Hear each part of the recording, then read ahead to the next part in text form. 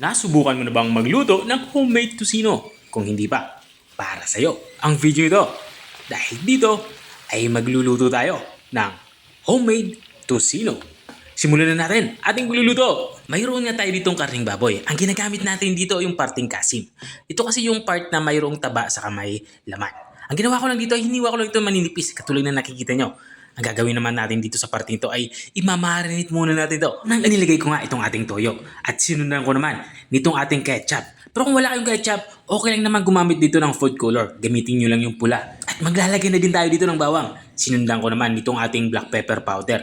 At dahil nga tocino yung ating gagawin, dapat matamis ito. Kaya naglagay ako ng medyo madaming asukal.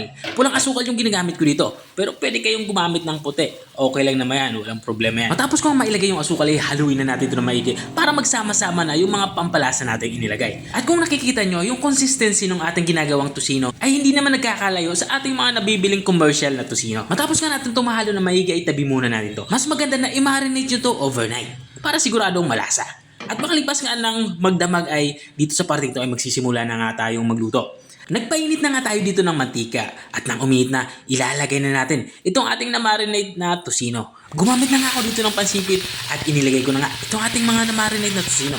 At kung nanonood ka pa rin hanggang dito sa parte ng aking video, ibig sabihin ay interesado ka sa aking niluluto. Baka pwede mo naman i-comment kung taga saan ka para alam ko kung hanggang saan umabot ang aking video.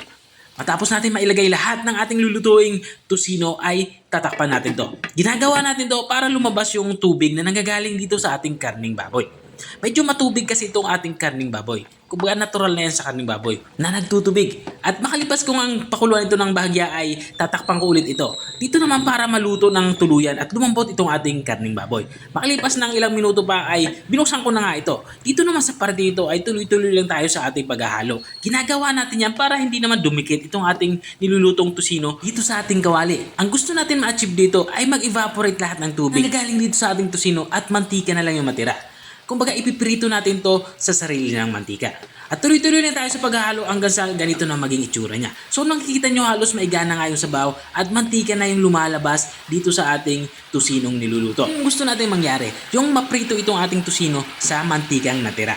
Tulad na nakikita nyo. Ang gusto ko sa tocino ay yung medyo tostado pagkakaprito nito. At kapag ganito na itsura niya, nasusunog na or natutusta na nga yung mga ibang parte ng tocino, ay pwede na natin tong iserve. Masarap nga nito sa almusal, lalo kapag sinangag yung kanin. Wow, mapapakain ka talaga ng marami. So ito na nga yung ating homemade tocino. Kung nakarating ka hanggang dito sa dulo ng aking video, maraming salamat sa panunood. At kung nagustuhan mo naman yung bago nating recipe ibinahagi, pwede mo naman to i-share.